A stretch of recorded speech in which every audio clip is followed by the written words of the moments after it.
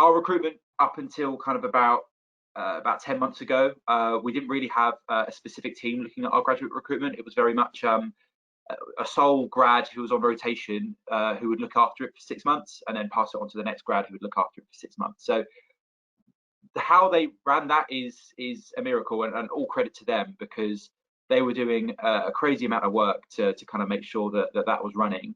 But now that we have a full kind of dedicated team looking at it, there was a lot of improvements that we could implement. So the way that it kind of looked before, it was a process that kind of grew fairly organically from kind of the last 10 years or so. And so we had, high volume of candidates coming through, and that meant that really, we had about 1,060 last year, for example, and that was a huge demand on the resource or on that graduate, because we had a process that was very manual, and meant that they had to dedicate a lot of time into that process and into each candidate. That meant that tied up a lot of their resource. A lot of our recruitment process was fairly old school as well, so we found a lot of drop-off rates throughout the process. I don't think candidates were particularly engaged with the kind of assessments that we were sending out, and because of this, and because of the kind of the process that we had, there was a lot of bias involved, and a lot of kind of barriers to entry in terms of the grades that we were putting in and the types of universities they needed to come from. And that meant that our diversity was not great. Don't get me wrong, the grads that we've hired are fantastic and are doing a really good job. But as you walk into a room with all of our graduates from last year, there's a lot of very similar faces, very similar haircuts, and yeah, the diversity is something that we definitely could have improved upon. Beyond that as well, our schemes are massively growing. So last year we were looking for 65 graduates. This year we were looking for 75. Next year it's looking probably closer to 100, as well as looking to take on things like internships, apprenticeships, and other kind of schemes as well. So our volume is going to shoot through the roof, and we need to have a process that is going to reflect that as well. That's going to make it possible for us to do that. So in terms of the granular detail of what the process really looked like, if we pop through to the next slide. So I am trying. It's just stuck at the moment, I'm afraid. So no worries. I can talk through it at least anyway. So we started off at application stage that they would need an ABB and go at A level and go through to a Red Brick University. So we weren't looking at people that had done any other kind of kind of level 3 qualification, and we were having to put in these kind of barriers into place, partly just from a resource perspective, but also we didn't have a recruitment process that was robust enough to really get a full assessment of the aptitude of these candidates as well. So we had to look at academics at that stage.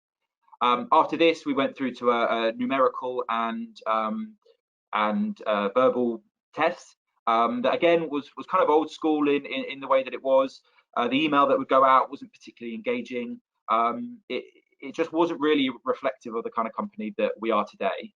It was fairly dull, and we saw a huge drop off at that point. So we had a 70% non-completion at that stage. So 70% of the candidates weren't even completing the test. So it really was, we had a huge drop off at that stage as well. Of those candidates that did complete it, we had about a 37% that would then effectively pass and move through to a video interview. And again, at that video interview stage, that would be about a half an hour telephone call that our graduates would be sitting there on the phone, kind of 9 to 5, back to back, calling these candidates to do a video assessment. And I think from a candidate perspective, it wasn't particularly a great situation, because that might have been the 5th or 6th kind of call that the graduate would have been doing that day. And also there's plenty more activities that the graduate could have been doing to really improve the process. So it was quite a resource on them. And then we had the assessment center, which we've made a lot of changes to, but I guess isn't particularly relevant for the stuff that we're talking. So in terms of the real problems and the rationale behind these changes, diversity was a huge part of it, because there was a lot of unconscious bias in our old process, as well as time and resource on the team and whoever was looking at it. As well, we needed a recruitment process that was going to be able to grow as the team grew and as our demand on our team grew as well. So finding something that was effective in that sense. So that is where Aon comes in. So this is a look at our new process at the moment, and I think where we've found a lot of success is being completely transparent with our candidates about what this process looks like, giving them as much information about what each stage looks like as well.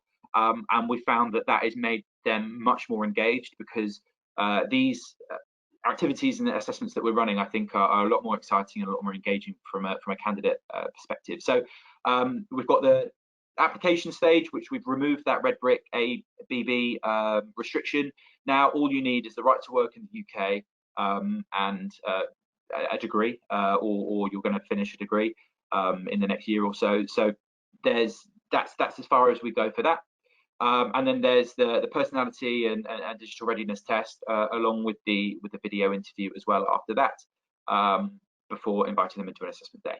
So yeah, on the whole, we found some really positive feedback from this new process, and I can kind of go into a bit more detail about what each one of those look like as well. So this is our digital readiness test. So essentially, it's a gamified aptitude test. So we work quite closely with Aon to kind of really articulate the kind of candidate that we're looking for. So we were looking for candidates that essentially are going to be very adaptable to change, that are going to be able to move from rotation to rotation, adapt quickly, learn quickly. And essentially, we were looking for these three things: so curiosity, learnability, and agility. So half of the test is what's called a grid challenge. So it's essentially a kind of more fun version of kind of other tests that are out there, but essentially a series of dots will pop up on the screen. You then have to kind of remember which order the dots came up in and where they were on the screen, and it gets increasingly harder as the task goes on. So it's hopefully, you know, the candidates kind of forget that they're kind of being tested and kind of get caught up in the game a little bit more, and we've seen kind of really good feedback on that. The other half of it is kind of like a personality test, so quite similar to Insights, if you've ever done that before, or kind of like a Myers-Briggs test. And so they get given, you know, two different statements. So one might be, I want to be trusted by my team. One might be, I want to be liked by my team. And they kind of have to pick which statement they kind of resonate mostly with. And then that kind of churns out a general result in terms of are they going to be an Ocado fit? And that's not necessarily looking at, are they an introvert, are they an extrovert? It's much more about, do they have the qualities and the attributes that we're kind of looking for in terms of wanting to push on. So then we've got the meat of it, which is the AI video assessment tool, and this has been huge for us. So in terms of on the surface of it, it's kind of looks like, I guess, a fairly straightforward video assessment tool. So they've got 7 questions that they answer. They get 1:30 to kind of prepare for it, and 3 minutes to give a question.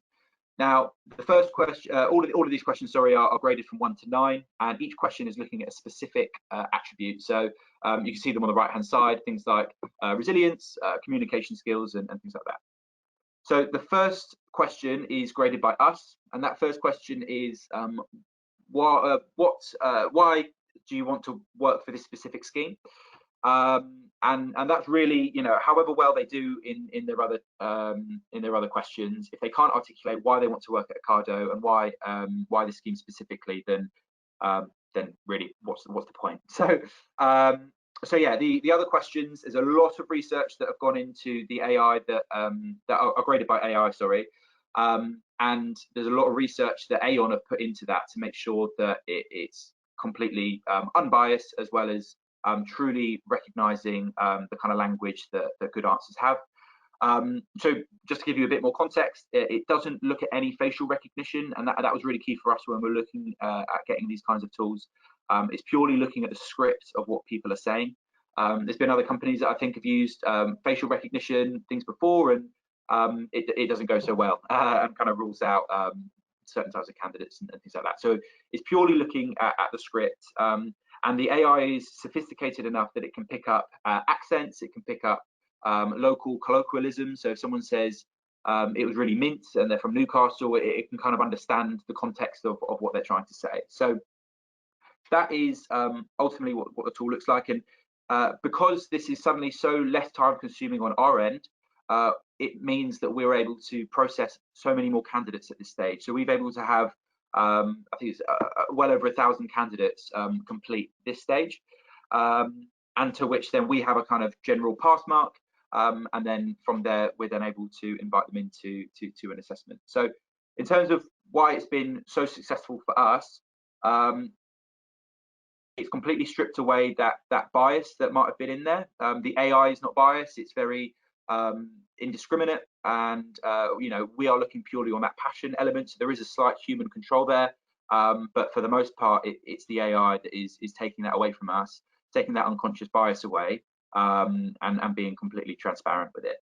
And also a huge resource on saving with time. So yeah, as you can see, we've been able to process so many more candidates, have a much more robust recruitment process. That means we're able to get a true assessment of the candidates, rather than assuming that the university or the grades that they got makes them a good candidate. And I think we're now able to pull so much data from our candidates before they start, so that we can also have a look at, okay, well, this is the kind of cohort that we're going to have moving forward, and that can feed into some of our L&D stuff as well as we move on. In terms of what it will look like in terms of next year, so we're able to kind of calibrate, okay, well, now we've done a cycle of this, we have an understanding of what our pass marks are for each scheme, so we're able to kind of tweak some of our pass grades and things like that, and learn from the kind of scores that people are getting through for each scheme.